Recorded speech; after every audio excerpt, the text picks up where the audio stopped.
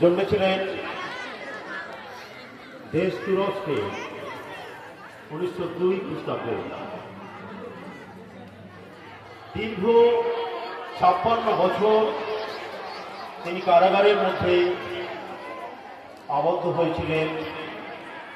অপরাধ দেশকে স্বাধীন করবার জন্য তার লেখনীতে উজ্জীবিত করে তুলেছিলেন দেশবাসীকে।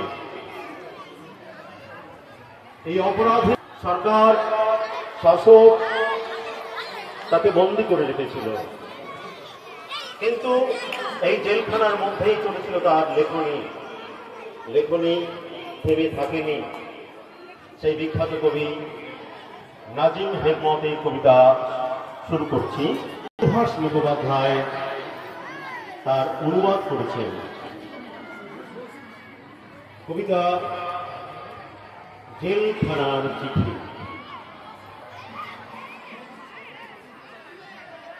প্রিয়তমা আমার, তোমার শেষ চিঠিতে তুমি লিখেছ, মাথা আমার ব্যথায় টনটন করছে, দিশেহারা আমার হৃদয়। তুমি লিখেছ, ওরা যদি তোমাকে ফাঁসি দেয়, যদি আমি তোমাকে হারাই, আমি বাঁচব না। তুমি বেঁচে থাকবেই প্রিয়তমা বন্ধু আমার, আমার রক্ত কিছু ভোগেনি। বিংশ শতাব্দীতে মানুষের সুখের আয়ু বড়জোর 1 বছর। আমার স্মৃতি কালো ধোঁয়ার মতো হাওয়ায় মিলিয়ে যাবে। বন্ধু প্রিয়তমা আমার, তুমি জেনো, জলভাগের লোমশ হাত যদি আমার গলায় ফাঁসির দড়ি পড়ায়, নাজিমের নীল চোখে ওরা বৃথায় খুঁজে ফিরবে ভয়। অন্তিম উষার অস্ফুট আলোয় আমি দেখব আমার বন্ধুদের, তোমাকে দেখব। আমার সঙ্গে কবরে যাবে শুধু আমার অসমাপ্ত গানের বেদনা। বন্ধু আমার, চোখ তোমার মধুর চেয়ে মিষ্টি, তুমি আমার কোমল প্রাণের মৌমাছি। কেন আমি তোমাকে লিখতে গেলাম, ওরা আমাকে ফাঁসি দিতে চায়। বিচার সবেমাত্র শুরু হয়েছে, আর মানুষের মণ্ডটা তো বোঠার ফুল নয়, ইচ্ছে করলেই ওরা ছেড়ে দেবে। যাক, ও নিয়ে ভেব না, ওসব দূরের ভাবনা। হাতে যদি টাকা থাকে আমার জন্য কিনে পাঠাও গরম একটা পায়জামা। পায়ে আমার বাত ধরেছে, ভুলে যেও না, স্বামী যার জেলখানায়, তার মনে যেন সব সময় ভক্তি থাকে। বাতাস আসে বাতাস যায়, চেরির একই ডাল একই ঝড়ে, দুবার বলে না।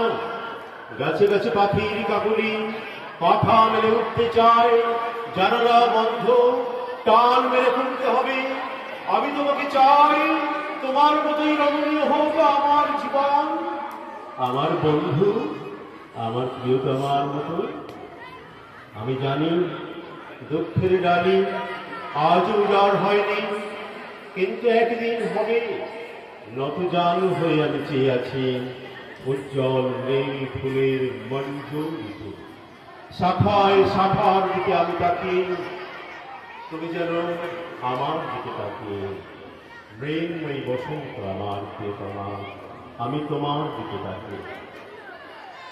গ্রাম দেশ শুকনো পাতায় আমি জ্বালিয়ে দিলাম আগুন, নক্ষত্রের নিচে জ্বালা বলে কুণ্ডের মতো।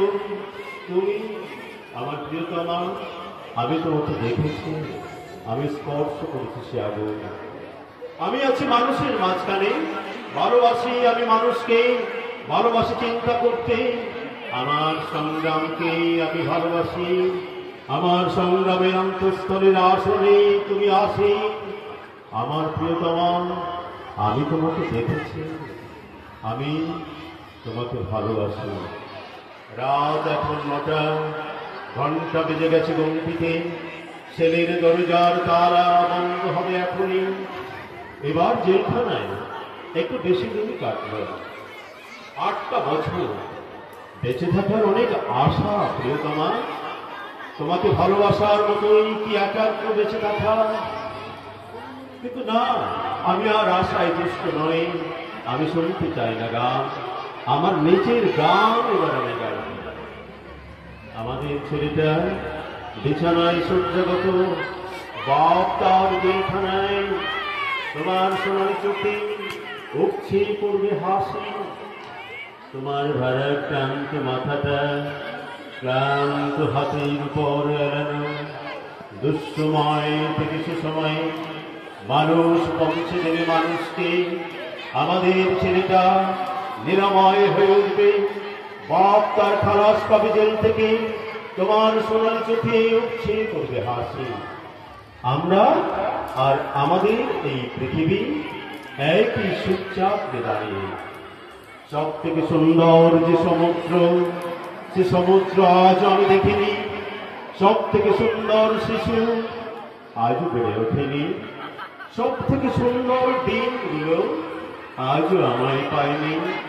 মধুরগম যে কথা আমি বলতে চাই, সে কথা আজও আমি বলিনি।